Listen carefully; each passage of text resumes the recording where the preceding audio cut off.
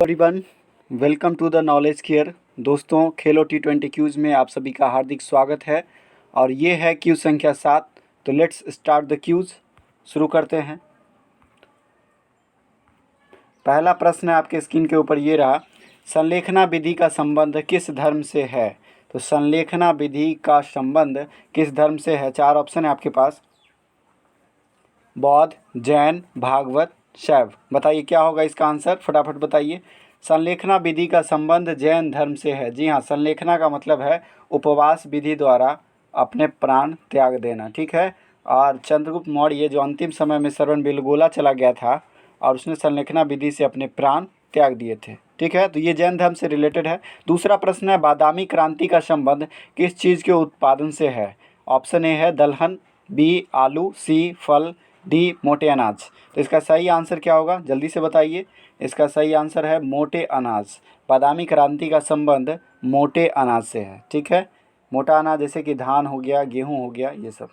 तीसरा प्रश्न है, सांसदों की अयोग्यता संबंधी विवाद पर निर्णय कौन लेता है। 4 ऑप्शन है आपके पास। ऑप्शन ए, निर्वाचन आयोग के परामर्श पर राष्ट्रपति, बी है राष्ट्रपति के परामर्श पर निर्वाचन आयोग लेता है, सी है सुप्रीम कोर्ट के परामर्श पर राष्ट्रपति, डी है राष्ट्रपति के परामर्श पर सुप्रीम कोर्ट। तो बताइए इसका सही आंसर क्या होगा, बताइए। तो इसका सही आंसर है निर्वाचन आयोग के परामर्श पर राष्ट्रपति यह निर्णय लेता है कि सांसद अयोग्य है या योग्य है, ठीक है, साबित होता है। चलिए अगला प्रश्न है, चौथा प्रश्न, महात्मा गांधी के हत्या के मामले में नाथूराम गोडसे के अलावा किसको फांसी हुई थी। जी हाँ, 30 जनवरी 1948 को महात्मा गांधी की हत्या हुई थी। तो इसमें नाथूराम गोडसे के अलावा किसको फांसी हुई थी। ऑप्शन है आपके पास, बी.डी. सावरकर, गोपाल गोडसे, मदनलाल ढींगरा, नारायण आप्टे। क्या है इसका सही आंसर, बताइए। इसका सही आंसर है नारायण आप्टे। जी हाँ दोस्तों, नाथूराम गोडसे के अलावा नारायण आप्टे की भी फांसी हुई थी। अगला प्रश्न है, पांचवा प्रश्न, निम्न में से किसे आज़ादी से पहले स्वीकार कर लिया गया था। 4 ऑप्शन आपके पास, राष्ट्रगान, राष्ट्रगीत, राष्ट्रध्वज, राष्ट्रीय कैलेंडर। तो राष्ट्रध्वज को 22 जुलाई 1947 को स्वीकार कर लिया गया था। तो ये आज़ादी से पहले ही स्वीकार हो गया था, ठीक है। राष्ट्रीय ध्वज तिरंगा 22 जुलाई 1947 को ही हो गया था, जबकि हम लोग आज़ाद कब हुए, 15 अगस्त को। अगला प्रश्न है, प्रश्न संख्या 6, अनुच्छेद 108 के तहत संयुक्त बैठक का प्रावधान किस देश से लिया गया है। यानी ज्वाइंट सिटिंग होती है ना। 4 ऑप्शन है आपके पास, कनाडा, ब्रिटेन, आयरलैंड, सोवियत संघ। इसका सही आंसर है आयरलैंड। अनुच्छेद 108 के तहत संयुक्त बैठक का प्रावधान आयरलैंड से लिया गया है। चलिए नेक्स्ट प्रश्न है, प्रश्न संख्या 7, स्वराज शब्द का पहली बार प्रयोग किसने किया है। 4 ऑप्शन आपके पास, महात्मा गांधी, दादा भाई नौरोजी, बाल गंगाधर तिलक, दयानंद सरस्वती। इसका सही आंसर है दोस्तों, दयानंद सरस्वती ने स्वराज शब्द का पहली बार प्रयोग किया था। नेक्स्ट प्रश्न है, प्रश्न संख्या 8, निम्न में से किस महापुरुष की जयंती प्रत्येक वर्ष 15 अगस्त को मनाया जाता है। जी हाँ, आज़ादी के दिन ही। 4 ऑप्शन है आपके पास, अरविंद घोष, मदन मोहन मालवीय, चित्तरंजन दास, बाल गंगाधर तिलक। तो इसका सही आंसर क्या है दोस्तों, इसका सही आंसर है अरविंद घोष की जयंती 15 अगस्त को ही मनाया जाता है। चलिए नेक्स्ट प्रश्न है, प्रश्न संख्या 8, संसद में यह प्रस्ताव विपक्ष द्वारा नहीं लाया जा सकता है। बताइए कौन सा प्रस्ताव विपक्ष के द्वारा नहीं लाया जा सकता है। ऑप्शन है आपके पास, निंदा प्रस्ताव, विश्वास प्रस्ताव, अविश्वास प्रस्ताव, कटौती प्रस्ताव। तो विश्वास प्रस्ताव विपक्ष के द्वारा नहीं लाया जा सकता है। विश्वास प्रस्ताव जो सत्ता में रहते हैं उनके द्वारा लाया जाता है। चलिए नेक्स्ट प्रश्न है, प्रश्न संख्या 10, एक मैराथन दौड़ की दूरी कितनी होती है। 20 किलोमीटर, 25 किलोमीटर, 42 किलोमीटर या 52 किलोमीटर। इसका सही आंसर है दोस्तों 42 किलोमीटर। जी हाँ, लगभग 26 मील के आसपास एक मैराथन की दूरी होती है।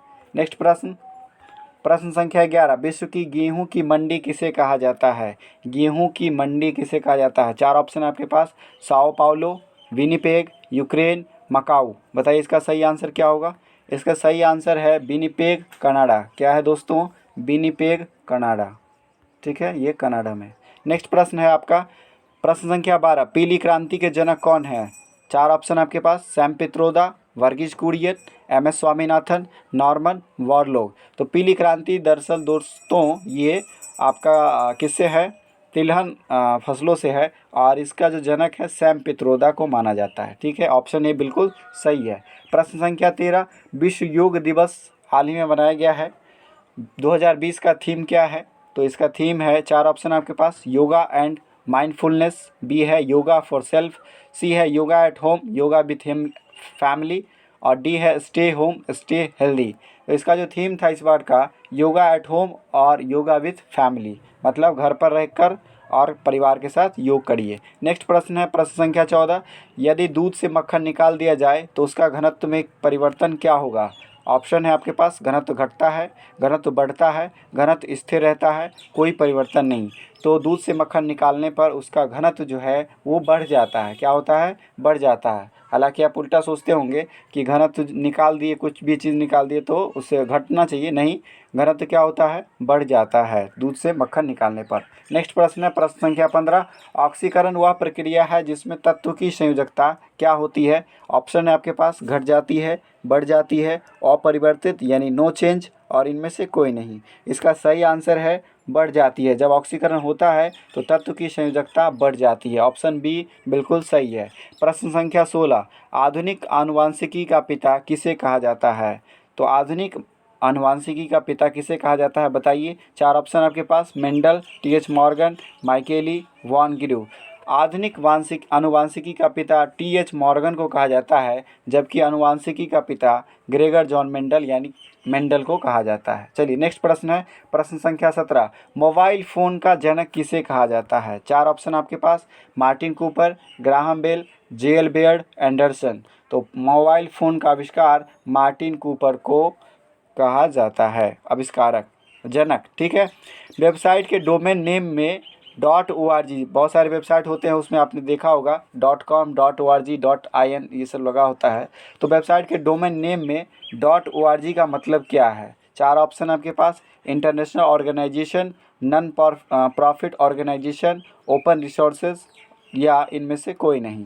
तो इसका सही आंसर है दोस्तों नन प्रॉफिट ऑर्गेनाइजेशन, यानी कि जिस वेबसाइट में .org लगा हो तो आप समझ जाइए कि ये जो वेबसाइट है वो नन प्रॉफिट ऑर्गेनाइजेशन का है। चलिए नेक्स्ट प्रश्न है प्रश्न संख्या 19, ओपेरा हाउस कहाँ स्थित है? 4 ऑप्शन आपके पास, अमेरिका में, जापान में, इटली में, ऑस्ट्रेलिया में। ओपेरा हाउस ऑस्ट्रेलिया के सिडनी में स्थित है। डी ऑप्शन बिल्कुल सही है।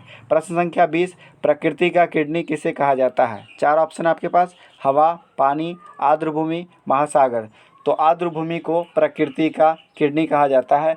तो ये था T20 क्यूज नंबर 7, और आपका जो भी स्कोर है कमेंट ज़रूर करें। इससे हम चाहते हैं कि कम्पिटिटिवनेस बढ़े। ठीक है, और आज के लिए इतना ही, मिलते हैं नेक्स्ट वीडियो में। तब तक के लिए जय हिंद, जय भारत। अपना और अपनों का ख्याल रखिए। धन्यवाद।